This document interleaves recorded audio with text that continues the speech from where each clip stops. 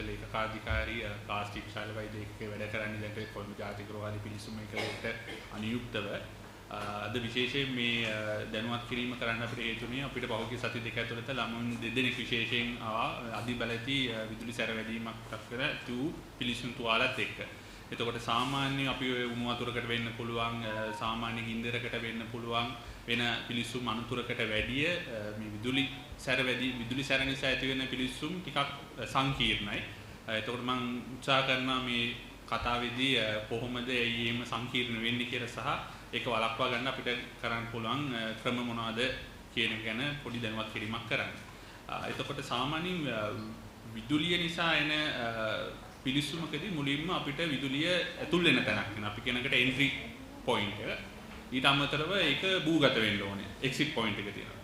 එතකොට ඒ entry point එකයි exit point එකයි අතර අපේ තියෙන ඇඟේ පටක තමයි අර විද්‍යුතය සංනයනය කරන්න දායක වෙන්නේ. එතකොට අපි සාමාන්‍ය විද්‍යුතයේ තියෙන නියමයක් විදිහට අපි දන්නවා යම් විදුලියක් යම් සංනායකයක් තුලින් ගමන් කරද්දී ඒ සංනායකයේ ප්‍රතිරෝධය වැඩි වෙන්න ඒ ගමන් කිරීමේදී නිකුත් වෙන තාපය වැඩි. එතකොට අපි අපේ ශාරීරය ගත්තොත් අපේ අස්ථි සහ හැම තමා අපේ විද්‍යුත් සංනයනයට ගොඩක්ම රෙසිස්ටන්ට්. එහෙම නැත්නම් ප්‍රතිරෝධයක් දක්වන්නේ. එතකොට මේ කියන විදුලියක් ඇඟේ හරහා යද්දී විශේෂයෙන්ම උණු වෙන්නේ. එහෙම නැත්නම් උෂ්ණත්වය අධිකට ලක් වෙන්නේ හැමත් ඇතුළතින් තියෙන අස්ථි. එතකොට විශේෂයෙන් අධි වෝල්ටේජයකින් යුත් කරන්ට් එකක් යද්දී ඒ නිකුත් වෙන තාපය තවත් වැඩි. එතකොට හැමේ පිළිසුමක් එන්න පුළුවන්. ඒ කියන්නේ හැමේ ගත්තොත් අපි සාමාන්‍ය ස්තර කීපයක් තියෙනවා. ඒ සර ඔක්කොම හරහා ඒ තාපය නිසා වෙන හානිය වෙනවා. ෆුල් thickness burn එකක්. ඊට අමතරව මම කියනවා වගේ අස්ථියක් ගොඩක් රත් වෙනවා. එතකොට අස්ථියේ එන තාපය ඊළඟට කෙලින්ම ඇබ්සෝබ් කරන්නේ අස්ථිය වටේ තියෙන මාංශ පේශි සහ ඒ ආශ්‍රිතව තියෙන රුධිර නාල. එතකොට මේ මාංශ පේශි ඒ තාපය නිසා විනාශ වෙනවා.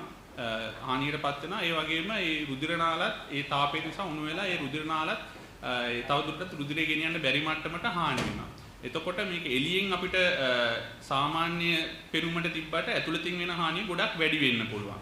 ඒ නිසාම තමයි මේක ඊට අමතරව මාංශ පේශි විශේෂයෙන් අනුතර ලක්ෂණ මාංශ පේශි වල තියෙන සමහර රසායනයන් රුධිරයට නිකුත් වුණායින් පස්සේ ඒවැය ප්‍රතිඵලයක් විදිහට මුළු ඇඟටම බලපාන සමහර වෙලාවට වකුගඩු වලට පවා බලපානවා. එතකොට මේ ඒ ළමෙක් ආවයන් පස්සේ මූලික අවස්ථාවේ අපිට බලන්න වෙන පැරාමීටර්ස් ගොඩක් තියෙනවා. එතකොට තුවාලයට අමතරව.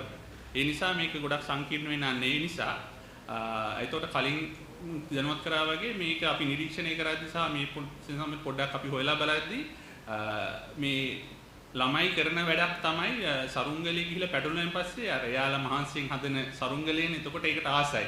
එතකොට ඒක ගන්න උත්සාහ කරනවා. ඒක තාම භයානක වැඩක්.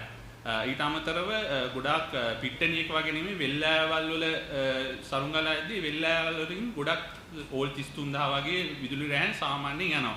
එතකොට අපි මේ ඒ රැහන් පද්ධතියට ගොඩක් මේ පිටින් ඉඳලා පටන් ගත්තත් සරුංගලේ උඩට ගියන් පස්සේ සුළඟත් එක්ක ඒ සරුංගලේ කොයි පැත්තටද යන්නේ කියන එක වෙනස් වෙන්න පුළුවන්. එතකොට අපි ගොඩාක් ඈතින් පටන් ගත්තත් ඒ විදුලි රැහන් පද්ධතිය පැත්තට සරුංගලේ යන්න පුළුවන්. එතකොට සාමාන්‍යයෙන් අපි ගන්න ටොයින් නූල වෙන්න පුළුවන්, තංගුස් නූල වෙන්න පුළුවන්. ඒක විද්‍යුතයේ සංනයනය කරන්නේ නැහැ. හැබැයි අපි ශ්‍රී ලංකාවේ අපි අත්වලට දාඩිය දානවා. එතකොට මේ නූල් අරිද්දී ඒ දාඩියත් එක්ක පෙඟිච්ච නූල තමයි උඩට යන්නේ. එතකොට ඒ වෑන් එතකොට විදුලිය සම්ප්‍රේෂණය කිරීමේ හැකියාවක් තියෙනවා.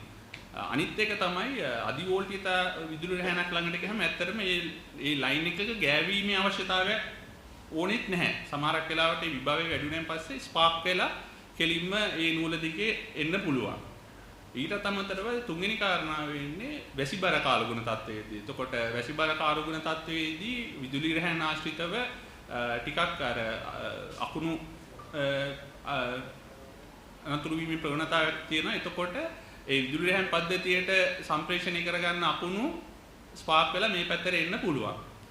ඒ නිසා අපිට විශේෂයෙන් කියන්න ඕන වෙන්නේ එකක් ඒ දෙමව්පිය විශේෂයට සහ වැඩි වගකීම් වැඩිහිටියම විදිහට ළමයි කොයි ප්‍රදේශවලද මේ සරුංගලයෙන් කරන්නේ කියන එක පොඩි අවබෝධයක් තියාගන්න ඕනේ. විශේෂයෙන් අධිබලති විදුලි රැහන් පද්ධතියක් පේන මානයකවත් සරුංගලයෙන් නොකළ යුතුයි කියන එක සහ බැරි වෙලාවත් පැටලුනොත් සරුංගලේ විශේෂයෙන්ම කියන්න ඕනේ පොඩි දරුවන්ට ඒක කොයා කොච්චර මහන්සියලා හැදුවත් කොච්චර ආස වුණත් ඒක ගන්න යන්න එපා. මොකද අපිට හම්බෙච්ච කේසස් දෙකේම මං හිතන්නේ එක ළමයි එක යක් ගන්න උත්සාහයක් කරලා තිබ්බා. සහ මේ නූල් සම්බන්ධව පොඩි අදහසක් තියාගන්න ඕනේ. සමහරක් දැන් අලුතෙන් එන ඒ තියෙනවා අර සාමාන්‍ය නූල කඩිලා යන එක වළක්වන්න දැන් අලුතෙන් නූල් જાතියක් වෙන මැදින් පොඩි කම්බියක් වටේ කැඩෙන්න හොරයි. ඒතකොට මම සරුංගලේ කොච්චර උඩ ගියත් කැඩෙන්නේ නැහැ කියලා සල්ලි වියදම් කරලා සමහර වෙලාවට ඒවා ගන්නවා. ඒතර ඒවා ඉතින් මේ මෙටල් පාර්ට් තියෙන නිසා ඒක විද්‍යුතයේ සන්නයනය කරනවා. ඒකින් දැන් එතකොට ඒකින් තමයි විශේෂයෙන් අනතුරු සිද්ධ වෙන්නේ. දැන් අනතුරක් වෙලා දැන් කණ්ඩායම් වශයෙන් සරුංගලේ වීමක් සිද්ධලා ඔයාලගේ කෙනෙක්ට අනතුරක් වුණා. දැන් මොකද කරන්න ඕනේ? විශේෂයෙන්ම කියන්න ඕන කාරණාව තමයි බේර ගන්න කියලා ඉවර වෙලා චෙක් කරන්න යන්න එපා. තමන්ගේ සේෆ්ටි එක තහවුරු කරගන්නකම්. එතකොට විශේෂයෙන් අපේ තියෙන හදිසි ප්‍රතිකාර එකක දුරකථන අංක තියෙනවා. ඒතකොට ඒ සම්බන්ධයෙන් නිසි ප්‍රවේශයකින් එනකන් ඒක කරන්න යන්න එපා කියන එක විශේෂයෙන් කියන්න ඕනේ. ප්‍රථමාධාර වශයෙන් විදියට ගත්තොත් අපි සාමාන්‍යයෙන් ඕනම පිළිසුන් තුවාලයක අපි ප්‍රධානම දේ හැකි ඉක්මනින් රෝහල් පද්ධතියකට ළමයා ඇතුළත් කරගන්න එක. ඊට පස්සේ අපිට ඇත්තටම ගොඩක් චැලෙන්ජස් තියෙනවා ළමයාගේ ආවෙන් පස්සේ එන අනතුරු මැනේජ් කරගෙන එයාගේ වකුගඩු ක්‍රියාකාරීත්වය බලන්න වෙනවා. ඊට පස්සේ පිළිසුම් වෙනම අපිට මේක කරන්න වෙනවා. එතකොට මට විශේෂයෙන් ආයෙ කියන්න ඕන වෙන්නේ මේ ඩැමේජ් එක අපි එළියෙන් පේනකට ඇතුලෙන් එන ඩැමේජ් එක ගොඩක් වැඩි.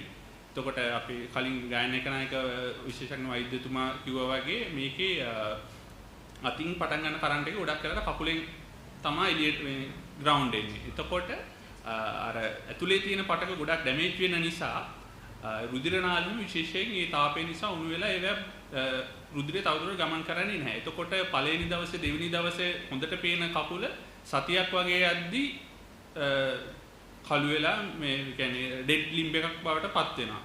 එතකොට අපි ශෛල වෛද්‍යවරු විදිහට අපිට තියෙන ගොඩක්ම ප්‍රශ්නේ තමයි ඒ වගේ ඉන්ජරි එකක් අපිට ඇත්තටම ශල්‍ය කර්මයක් කරලා යථා තත්ත්වයට පත් කරගන්න එක අසීරුම කාරණාවක්. මොකද මේ රුධිරනාල ගොඩක් සියුම් මේවා උණුනන් පස්සේ අපිට අර සාමාන්‍ය කැපිලා වගේ රෝගීක් වගේ නෙමෙයි ඒවා අපව පිළිසකර කිරීම ඉතාම අපහසු කාර්යයක්. ඒක nearly impossible.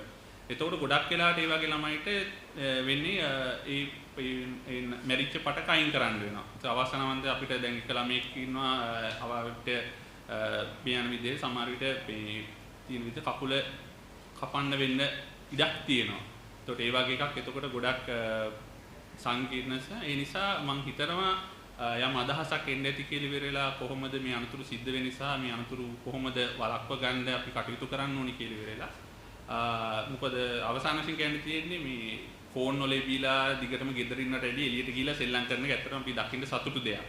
හැබැයි අපි දැනගන්න ඕනේ ඒ ආරක්ෂිතව ගිහිල්ලා ඒ ක්‍රියාකාරකම නිරත වෙන්න. එතකොට මේක අපිට දැනුවත් කරන්න ඕනේ මේ සම්ගලවීම ඩිස්කරේජ් කරන්න අධෛර්ය කරන්න නෙමෙයි ආරක්ෂිතව ඒක කොහොමද කරන්නේ කියන පණිවිඩය දෙන්න සහ අනුතුරු අලක්ව ගන්න එක. හරි ගැටලුවක් තියෙනවා නම් අහන්න පුළුවන්. Thank you.